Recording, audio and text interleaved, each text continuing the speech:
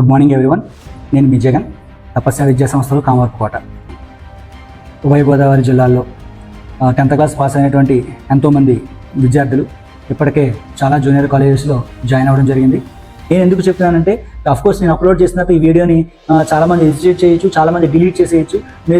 నేను పెట్టినటువంటి social media కూడా దీన్ని డిలీట్ చేయడానికి కూడా దాని మీద సమ్ స్ట్రైక్ వేసే అవకాశం ఉంది.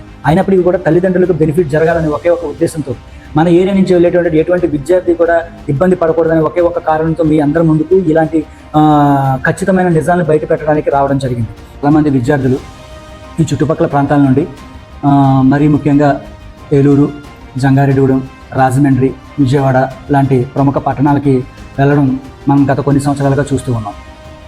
మరి తల్లిదండ్రులు ఒక ఇన్స్టిట్యూషన్ని ఇది మంచిది అని నమ్మి, లేదా పూర్వం కొంతమంది విద్యార్థులు అక్కడ చదివిన వాళ్ళు ఎవరైతే ఉంటారో వాళ్ళు ఆ ఇన్స్టిట్యూషన్ బాగుందని చెప్పడం, లేదా అక్కడ చదివిన విద్యార్థులకు వచ్చిన రిజల్ట్స్ ఆధారంగా, అలా కాకుండా కొంతమంది పిఆర్ఓస్ మన ఇంటికి వచ్చి మన ప్రోగ్రామ్ గురించి ఎక్స్ప్లెయిన్ చేసి ఈ క్యాంపస్ మంచిది, ఆ క్యాంపస్ మంచిది అని చెప్పడం, ఏదైనా ప్రాతిపదికన కొంతమంది తల్లిదండ్రులు ఇప్పటికే తమ పిల్లలను వివిధ రకాల ఇన్స్టిట్యూషన్స్లో ఆల్రెడీ జాయిన్ చేస్తున్నారు.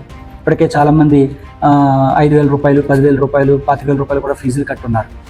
అది కాకుండా హాస్టల్లో అడ్మిషన్ తీసుకున్న వాళ్ళు అయితే హాస్టల్ రూమ్ అలాట్మెంట్ కోసం దాదాపు 25,000, 30,000 దాకా కూడా కట్టిన పరిస్థితులు మనకు కనపడుతున్నాయి.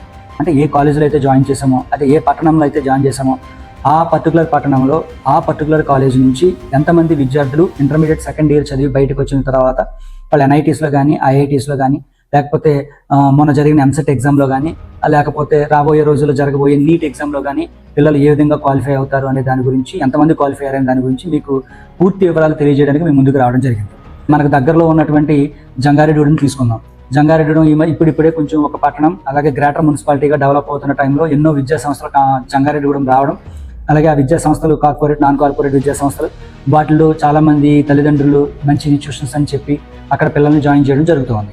ఇప్పుడు 2025-26 విద్యా సంవత్సరానికి గాను ఇంటర్మీడియట్ సెకండ్ ఇయర్ దాదాపుగా 2,500 మంది చదివి ఏ కాలేజీలో అయితేనే, అంటే జంగారెడ్డిగూడెంలో ఉన్న వివిధ జూనియర్ కాలేజెస్లో 2,500 మంది విద్యార్థులు చదివి బయటకు వచ్చారు.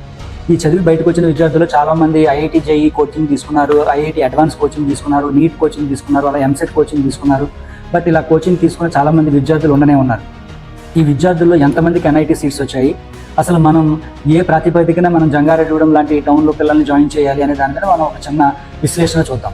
ఈ విద్యార్థుల్లో ఎంతమంది ఎన్ఐటి క్వాలిఫై ఉన్నారు, ఈ విద్యార్థులు ఎంతమంది ఎన్ఐటీలు సీట్లు సాధించారు, ఈ విద్యార్థులు ఎంతమంది ఎన్ఐటీలు సీట్లు సాధించడానికి అవకాశం ఉంది, అలాగే మనం రాసినటువంటి ఎంసెట్ ఎగ్జామ్లో ఎంతమంది విద్యార్థులు బిలో 10,000 ర్యాంక్ తీసుకొచ్చే అవకాశం ఉంది, అలాగే ఈ విద్యార్థులు ఎంతమందికి ఐఐటి అడ్వాన్స్ ర్యాంక్ వచ్చే పరిస్థితి ఉంది, అలాగే ఈ విద్యార్థుల్లో ఎంతమందికి నీట్ ర్యాంక్ వచ్చే అవకాశం ఉంది అనే దాని గురించి, అంటే ఎంబీబీఎస్ సీట్లు వచ్చే అవకాశం ఉంది అనే దాని గురించి ఒక చర్చిద్దాం. దాదాపుగా 2,000 మంది పాస్ అయితే జంగారెడ్డిగూడెంలో ఉన్న అన్ని కాలేజీల్లో కలిపి కేవలం 10 నుంచి 12 మంది విద్యార్థులకు మాత్రమే ఎన్ఐటీలో సీట్లు సాధించే పరిస్థితి. ఓపెన్ కేటగిరీ గురించి కొంచెం మాట్లాడుతున్నాను. రిజర్వేషన్ కేటగిరీ అంటే దానికి చాలా క్రైటీరియా ఉంటుంది. అది ఫిజికలీ హ్యాండిక్యాప్డ్ కావచ్చు, లేకపోతే వాళ్ళకున్న పర్సనల్ రిజర్వేషన్స్ కావచ్చు, వాట్ ఎవర్ ఇట్ ఈస్.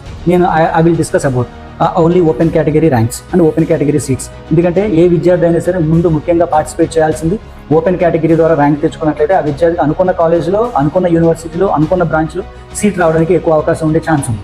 కాబట్టి ఇప్పుడు ఈ విషయాన్ని మీరు తల్లిదండ్రులుగా మీరు తెలుసుకోవాలి. కానీ 10,000 లోపు ఎంసెట్ ర్యాంక్ తెచ్చుకోగలిగినటువంటి విద్యార్థులు కేవలం 40 నుంచి 50 మంది మాత్రమే ఉంటున్నారు. అలానే మీరు జేఈ అడ్వాన్స్ అయితే ఓపెన్ కేటగిరీలో ఛాన్స్ అనేది చాలా తక్కువ ఉంది. మేబీ ఎగ్జామ్ రిజల్ట్స్ అనౌన్స్ చేసిన తర్వాత దాని మీద పూర్తి అవగాహన వచ్చే అవకాశం ఉంది. అలానే నీట్కి మనం మాట్లాడుకున్నట్లయితే ఆల్రెడీ మొన్న రాసిన నీట్ ఎగ్జామ్ క్యాన్సిల్ అయిపోయింది బికాస్ ఆఫ్ పేపర్ లీకేజ్.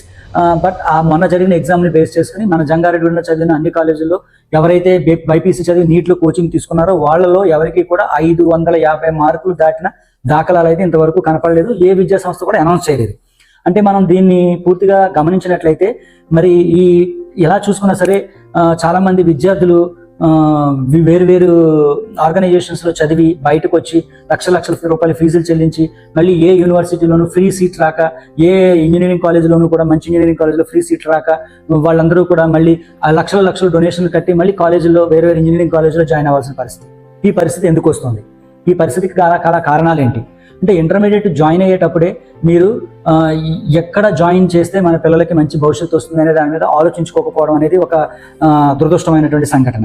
ఎందుకంటే ఒక సెక్షన్కి 70-80 మంది పిల్లలు లేకపోతే 60-50 మంది పిల్లలు పెట్టేయడం, అలానే వాళ్ళ మీద ప్రాపర్ కేర్ లేకపోవడం, ఎగ్జామ్స్ టైంలో వాళ్ళని పూర్తిగా పట్టించుకోకపోవడం, కేవలం ఇంటర్మీడియట్ మార్కుల్ని ఆధారంగా చేసుకుని చదువులు చదివించడం, concept based orientation of teaching లేకపోవడం, అంటే అనుభవజ్ఞులైనటువంటి అంటే కార్పొరేట్లో చేసి మంచి అనుభవం ఉన్నటువంటి అధ్యాపకులు లేకపోవడం, వాళ్ళే అనుభవజ్ఞులైన అధ్యాపకులుగా ఫీల్ అయ్యి వాళ్ళు సొంత ప్రోగ్రాంలు రన్ చేసుకుని ఎటువంటి ర్యాంకు తెచ్చుకోలేకుండా చాలా మంది పిల్లల భవిష్యత్తు ఈ రోజు అగమ్య గోచరంగా ఉందన్న విషయం మనందరికీ తెలిసింది.